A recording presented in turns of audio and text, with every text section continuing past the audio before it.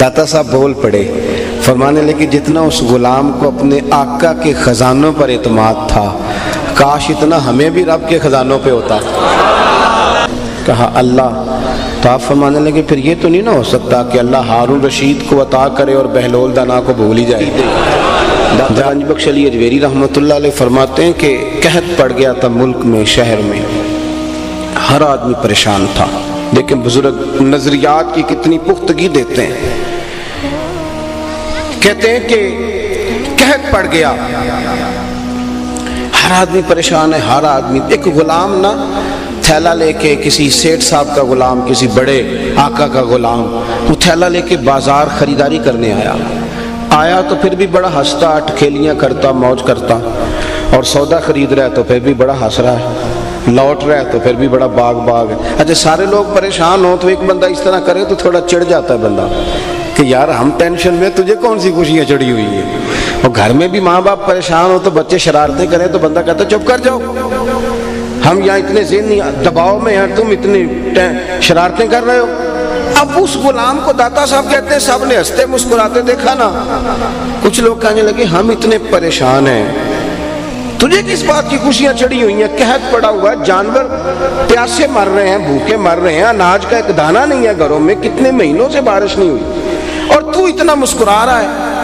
تو یہ داتا صاحب کی سوچ دیکھیں، وہ ہمیں بنانا کیا چاہتے ہیں۔ چھوڑ دے موٹیویشنل سپیکر کے پاس جانا، آپ میرے داتا صاحب کو پڑھا کریں، آپ حضرت غوث پاک جیلانی کو پڑھیں، آپ خواجہ اجمیر کو پڑھیں، آپ پھر بڑھتے بڑھتے آگے بڑھیں اور حضرت بلال حبشی کو پڑھیں، حضرت سیدنا ابو عبیدہ بن جراح کو۔ کبھی دل زیادہ عروج پہ لے جانے کا ہو تو پھر حضرت ابو ذر غفاری کو پڑھو ان چمکتے ستاروں کو، پڑھو حضرت عبداللہ ابن مسعود کو، مزہ آ جائے گا۔ کیا لوگ تھے، کیا اللہ نے نوازا تھا۔ داتا صاحب فرماتے ہیں کہ لوگوں نے اس پر تنقید کری کہ یار ہم پریشان ہیں اور تو اتنی اٹکیلیاں کر رہا ہے، اتنا تم مذاق کر رہا ہے۔ تو کہتے ہیں وہ پھر ہنسا، کہنے لگا تم ہوگے پریشان، میں تو نہیں۔ کہا کیوں؟ کہنے لگا میرا جو سیٹھ ہے نا، میرا جو آقا ہے وہ بڑا سیانا ہے، اس نے ٹائم پہ ہی گندم کے بڑولے بھر لیے تھے، اس کے خزانے بھرے ہوئے ہیں، لہذا ہمیں ٹینشن کوئی نہیں۔ داتا صاحب بول پڑے، فرمانے لگے جتنا اس غلام کو اپنے آقا کے خزانوں پر اعتماد تھا، کاش اتنا ہمیں بھی رب کے خزانوں پہ ہوتا۔ اگر اللہ کے خزانوں پر ہمیں اتنا اعتماد ہوتا تو کبھی کسی سیاستدان کی چاپلوسی کر کے روٹی کا نہ سوچتے، کبھی کسی دنیا دار کی گاڑی کے پیچھے نہ بھاگتے، کبھی کاسا لیسی نہ کرتے، کبھی ہاتھ پھیلا کے نہ مانگتے، کبھی نہ یہ کام کرتے۔ گردن کو جھکا دیتا ہے خیرات کا پتھر، جہاں میں مانگنے والوں کے سر کبھی اونچے نہیں ہوتے۔ اور اقبال کہنے لگے غیرت ہے بڑی چیز جہاں نے تگ و دو میں، پہناتی ہے یہ فقر کو تاج سردارا۔ ایک شاعر، وہ شاعر بھی کئی دفعہ بیچارے قابل رحمی ہو جاتے ہیں نا، ناراض نہ ہو جائیں شاعر، لیکن الگ دنیا ان کی بھی، سٹائل ہی بالکل الگ ہے۔ پھر میں معذرت کر رہا ہوں، ناراض مجھے خود دورہ پڑتا ہے شاعری کا، تو اس لیے ناراض نہ ہوئیے گا، لیکن کچھ نہ قابل رحم ہو جاتے ہیں، ان کو کئی دفعہ دل کرتا ہے کہ 20 روپے دے کے کہا جائے کہ چلو حجامت بھی کرا لینا، کوئی حرج نہیں۔ اس طرح کبھی حال، اسی طرح کہ ایک شاعر بیٹھے تھے گلی میں، تو کوئی جاتی دفعہ 5 روپے دے گیا، اس نے کہا یہ کیا ہے؟ اس نے کہا میں فقیر سمجھ کے دے رہا ہوں۔ تو شاعر کہنے لگا ضرورت پڑ بھی گئی تو رب سے مانگوں گا، تجھ سے تھوڑا مانگوں گا۔ اس نے کہا کیا مطلب؟ کہنے لگا یہ آرزوئے کرم اور میں آپ سے کروں، یہ آرزوئے کرم اور میں آپ سے کروں، یہ آرزوئے کرم اور میں آپ سے کروں، یہ بھیک اس کو دیجئے جس کا خدا نہ ہو۔ یہ خودداری، یہ وقار، اللہ کے خزانوں پر بھروسہ ہمارے صوفیاء کا پکے نظریے۔ ہارون رشید حج کر کے آ رہا تھا تو بڑے بڑے جناب لاؤ لشکر تھے، بڑے بڑے استقبال۔ خیر اب تو مولویوں پیروں کے بڑے ہوتے ہیں، بادشاہوں وزیروں کو کیا کہیں، بڑے نعرے لگ رہے تھے، بڑی بات چیت تھی، بڑا لمبا چڑا معاملہ تھا۔ تو حضرت بہلول دانا دور بیٹھے، لوگ اس کے نعرے لگا رہے ہیں تو آپ دور بیٹھے نا، اسی کسے دیکھو جی نیچے لگ دے تے نہ کوئی ساڈا دردی۔ داتا صاحب نے لکھا حضرت اویس کرنی کے بارے میں، فرماتے ہیں ساری دنیا روتی تھی تو وہ ہنستے تھے، لوگ ہنستے تھے تو وہ روتے تھے، چونکہ ان کا اپنا جہان ہے، اپنی زندگی ہے۔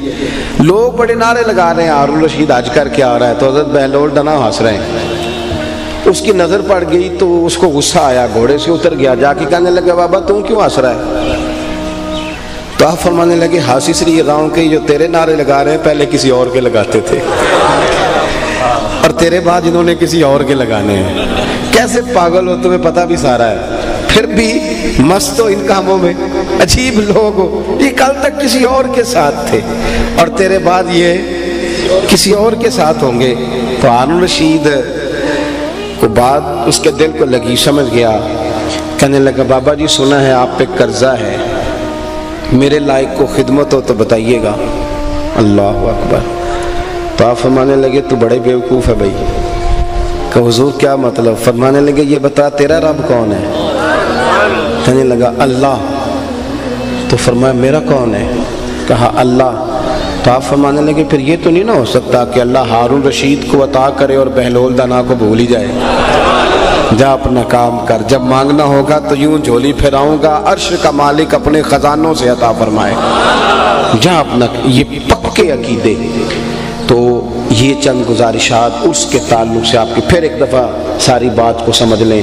اللہ کی رضا کے لیے پیار کرنا ہے، علم کا رستہ اختیار کرنا ہے، علم پہ عمل کرنا ہے، عمل میں اخلاص پیدا کرنا ہے، اور پانچویں بات یہ کہ عقیدے کچے نہیں کرنے، سویرے کچھ سوچیں، دوپہر کچھ سوچیں، شام کچھ سوچیں، یہ کام نہ کریں، کبھی بھی کچا نہ رہیں، پکا رہیں، یک درگیر محکم گیر، ایک دروازہ پکڑیں، پکا پکڑیں۔ بلے چھالوں کی ہنس کے یار منا لیں دے،